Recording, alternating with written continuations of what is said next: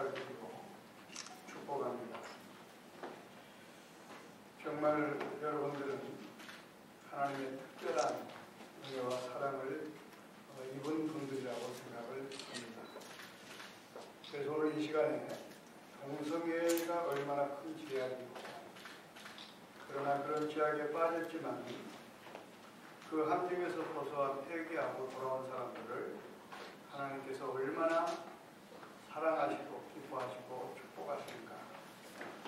그리고 또 오히려 하나님은 그런 사람들을 통해서 당신의 뜻을 이루신다고 하는 사실들을 우리가 성경을 통해서 잠깐 생각을 해보고자 합니다.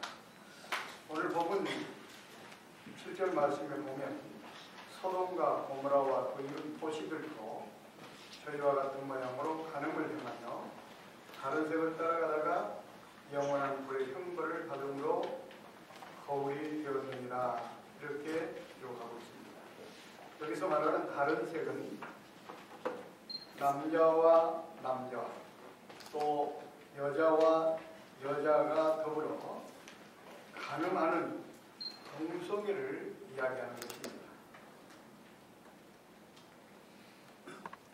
그러니까 다른 색을 행하다가 영원한 불의 형벌을 받았다, 이것을 거울로 삼아라, 이렇게 이야기하고 있습니다.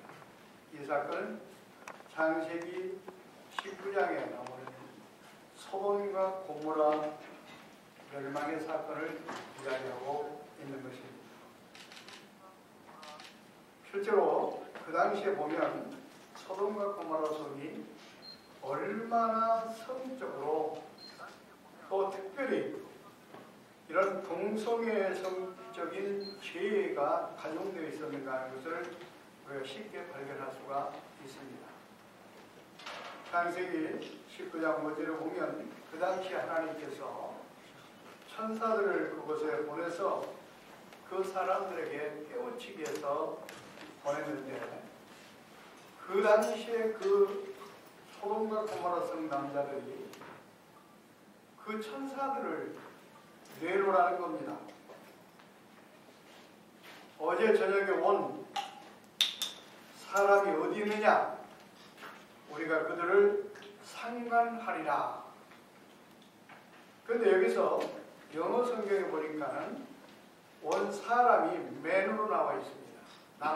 남자로 이렇게 표기가 되어 있습니다. 그러니까 남자들을 내놓으라는 겁니다. 뭐 하라고 내놓으라고 했습니까? 상관하리라. 이 상관하리라는 영어 성경에 보니까 You can have sex입니다. We have. 그들과 섹스를 할 테니까 내놔라. 그러니까 그 남자들을 내놔라. 우리가 그들과 섹스를 하겠다, 이렇게 이야기를 하고 있습니다. 그러니까 소돔과 고모라 성이 그 동성애의 죄악이 얼마나 관영했는가 하는 것을 여기서 쉽게 발견할 수가 있습니다. 그래서 유다서 말씀처럼 그 당시에 소돔과 고모라 성이 유황불의 심판을 받아 잿더미가 되었는데, 그 죄악이 뭐냐? 바로 무엇보다도 동성애의 간음죄 때문에 하나님께서 그렇게 무섭게 끔찍하게 심판했다고 하는 것을 발견할 수가 있습니다. 그렇다면 왜 동성애가 그렇게 심판받을 큰 죄인가?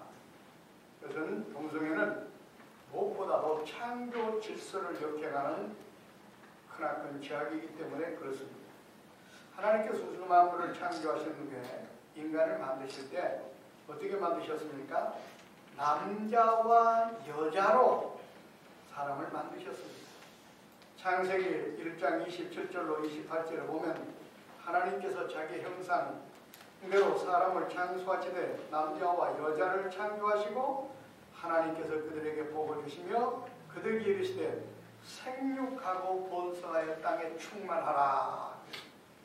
하나님께서 사람을 만드신 분명한 목적이 바로 뭡니까? 생육하여 번성해서 이 땅에 충만케 하기 위한 것이 하나님께서 인간을 만드신 분명한 목적입니다. 그렇기 때문에 생육하여 번성하기 위해서는 어떻게 해요? 남자와 여자로 만들어야 되기 때문에 남자와 여자로 만들어서 남자와 여자를 통해서 바로 생산을 하여 이 땅에 사람들로 하여금 번성케 하기 위한 것이 하나님의 창조의 원리요 뜻입니다. 그렇기 때문에 남자와 여자를 창조하시고 복을 주셨는데 남자가 남자끼리 여자가 여자끼리 성행위를 한다고 한다면 이것은 바로 뭡니까? 하나님의 창조 질서를 역행하는 무서운 죄악이라고 하는 사실입니다.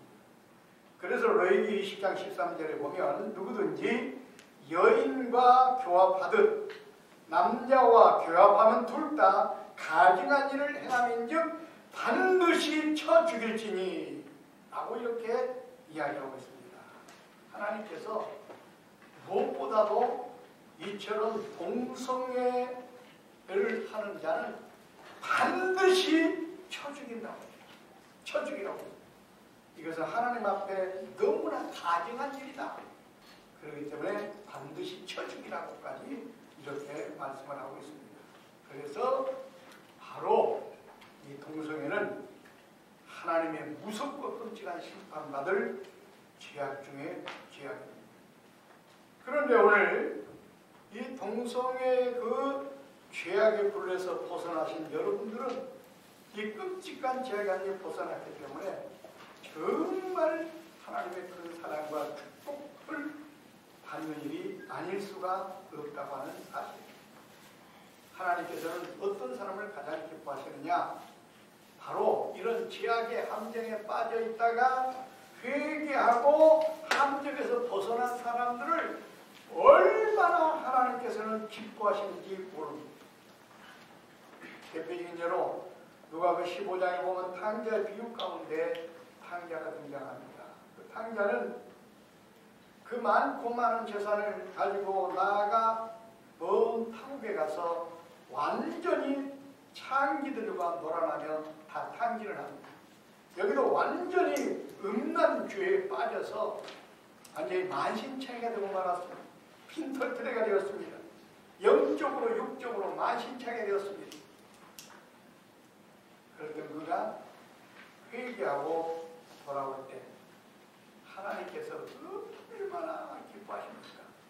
세상의 그 어떤 것과도 견주할 수 없을 만큼 기뻐하는 그런 모습을 여기서 볼 수가 있습니다. 이처럼 하나님은 그런 죄악의 함정에 빠져 있다가 회개하고 돌아올 때 과거를 묻지 아니하시고 그렇게 기뻐하고 즐거워하신다고 하는 사실입니다. 어떤 면을 볼 때는 집 안에 있는 그 아들보다도 탈선했다가 죄악의 함정에 빠졌다가 돌아오는 그 작은 아들을 더 기뻐하시고 더 축복하시는 모습을 볼 수가 있습니다. 그렇습니다. 우리 안에 있는 99마리보다도 우리 밖에 나간 한 마리의 양을 더 기뻐하시는 하나님. 그런 측면에서 여러분이 한때나 모르고 그런 죄악의 함정에 빠져서 어려운 가운데 있었지만 다시 이렇게 회개하고 돌아왔기 때문에 하나님은 그 어떤 사람보다 어떤 면으로부터 여기 있는 우리들보다도 여러분들을 하나님께는 더 기뻐하신다는 사실입니다. 그렇기 때문에 과거의 어떤 그런 잘못된 그 늪에 빠졌던 것 때문에 절대로 위축되거나 그것 때문에 죄책감을 가질 필요는 없습니다. 하나님은 과거를 묻지 않으시고 축복하시고 사랑하십니다. 요한복음 6장에 보면 바리새인들이 간음죄를 범한 여자를 현장에서 붙들어 예수님께 끌고 왔습니다. 그리고 이 여자를 돌로 칠까요? 말까요? 이렇게 물어봅니다. 왜냐하면 그때 당시의 법은 현장에서 가늠하다 잡힌 사람은 돌로 맞아 죽게 되어 있습니다. 돌로 쳐 죽이게 되어 있습니다. 그러니까 예수님께 데리고 와서 묻는 것입니다. 예수님께서는 어떻게 말씀하셨습니까? 너희들 중에 죄가 없는 자가 이 여인을 돌로 치라. 그러니까 거기 있던 사람들이 다 뿔뿔이 흩어졌습니다. 왜냐하면 죄가 없는 사람이 없기 때문에 그렇습니다. 우리 모든 사람들은 다 죄입니다. 로마서 3장 10절에 보니까 의인은 없나니 하나도 없다고 했습니다. 그러니까 이 사건을 통해서 보면 죄가 없는 사람이 없기 때문에 그 여인을 도와줄 사람이 없었던 겁니다.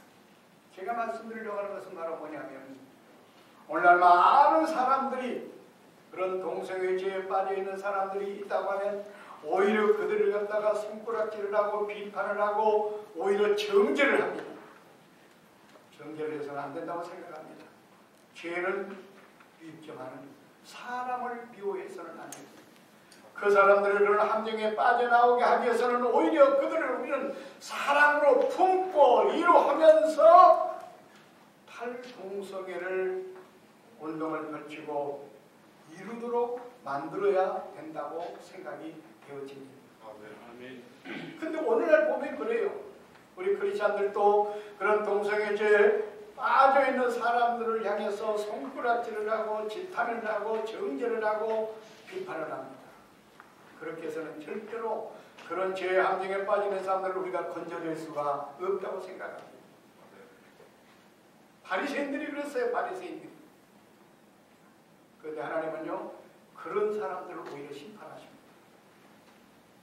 누가복음 18장 11절에 보면 하나님이 나는 다른 사람들 토색 불이 가늠하는 자들과 같지 않습니다. 그러니까 가늠죄에 빠진 사람들을 향해서 바리새인들은 나는 저 사람들 같지 않고 나는 의인입니다 하고 그 사람들을 손가락질한다, 지탄합니다, 비판합니다, 정죄합니다. 우리 주님은 그런 바리새인들을 어떻게 했습니까? 오히려 외식하는 바리새인들은 회칠한 무덤들하고 책망하셨습니다. 내어 쫓으셨습니다. 우리가 그런 죄에 빠져서는 안 될 줄 압니다. 오히려 우리가 정말로 동성애에 모르고 그들이 빠져있다고 한다면 그들을 찾아가서 그들을 위로하고 그들을 격려하면서 어떻게든지 그 함정에서 벗어나도록 우리가 노력하고 애를 써야 될 줄로 믿습니다. 아멘. 오늘 예수님께서도 보세요. 현장에서 가늠하다가 잡혀온 그 여인, 어떤 여러분들 가늠죄에 빠져서 호적거리는 그 여인을 향하여 어떻게 했습니까? 너를 정죄한 자가 없느냐? 나도 너를 정죄하지 않겠다. 다시는 죄를 범치 말아라. 이렇게 하고 용서하시고 돌려보냅니다. 그러므로 혹시 여러분 과거에 그런 죄악의 늪에 빠졌던 것 때문에 죄책감이나 또 조금 더 위축될 필요가 없다고 생각이 듭니다. 그리고 또 탈동성애 운동을 펼치는 우리들도 동성애죄에 빠져있는 사람들을 정죄하거나 비판하거나 하는 것보다는 오히려 그 죄악은 묘할지 몰라도 그 사람들을 사랑하는 마음으로 우리를 안고 품고 그 동성애 함정에서 벗어나도록 도와주고 또 위로해 줘야 될 줄로 믿습니다. 예수님은, 우리 하나님은 절대로 그런 죄악에 빠져있는 사람들, 또 죄악에서 회개하고 돌아온 사람들, 그런 사람들을 정죄하지 않았습니다. 과거도 묻지 않았습니다.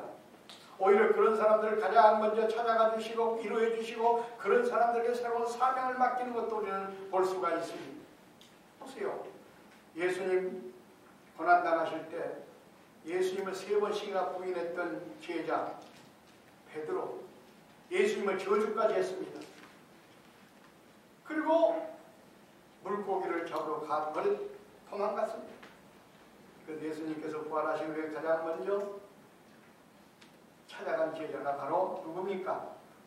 베드로였습니다. 베드로를 찾아가가지고 야, 너 왜 그때 나를 그렇게 부인했느냐, 그런 죄에 빠졌느냐 묻지 않았습니다. 책망하지 않았습니다. 어떻게 했습니까? 오히려 네가 나를 사랑하느냐, 내 양을 먹이라. 새로운 사명을 주십니다. 여기서 보면 그런 죄악의 함정에 빠졌다가 그래도 주님을 배반했던 그런 제자였지만은 회개하니까 그를 가장 먼저 찾아가서 위로해 주시고 그에게 새로운 사명을 맡겨주셨다고 하는 사실입니다. 그런 측면에서 여러분, 동성애 죄 한때나마 빠져있다가 탈동성애 운동을 펼치고 있는 여러분들, 어떤 면을 볼 때는 하나님이 가장 사랑을 받는 여러분들이고 우리 주님께서 가장 여러분들을 찾아오셔서 위로해 주시고 또 힘주시고 여러분들에게 그런 죄의 함정에 빠져있는 사람들을 건져내라는 새로운 사명을 주셨다고 생각이 되어집니다. 그럼 우리 단체 함께 아울러서 정말 탈동성애 운동을 더욱더 펼쳐서 하나님의 뜻을 이루는, 하나님께 그렇게 귀하게 쓰임받는 종들이 되시기를 바랍니다. 다니엘서 12장 3절 말씀에 보면 많은 사람을 옳대로 돌아오게 한 자는 하늘의 별과 같이 영원토록 빛나리라, 이렇게 말씀하고 있습니다. 여러분들이 그런 죄의 함정에 빠져있는 사람들을 옳은 대로 돌아오게 하는 이 운동을 펼칠 때 하나님께서 기뻐하시고 하늘의 별처럼 여러분에게 놀라운 은혜와 축복을 주실 줄로 믿습니다. 네. 기도하겠습니다. 살아계신 하나님, 짧은 말씀 가운데 우리가 은혜가 되고 도저히 되게 하옵소서. 또 여러 가지 동성에 있다가 또 그 함정에 벗어난 우리 형제 자매들 오늘 말씀을 통해서 힘을 얻게 하시고 용기를 갖게 하시고, 그래서 하나님께서 나에게 맡겨진 새로운 사명이 무엇인가를 깨달아 그런 함정에 빠져있는 또 친구들을, 또 형제들을, 자매들을 더 건져내는데 앞장설 수 있도록 은혜를 베풀어 주시옵소서. 이 모임을 통하여 우리가 협력하여 아름다운 선을 이룰 수 있도록 역사해 주옵소서. 예수님의 이름으로 기도하옵나이다. 아멘.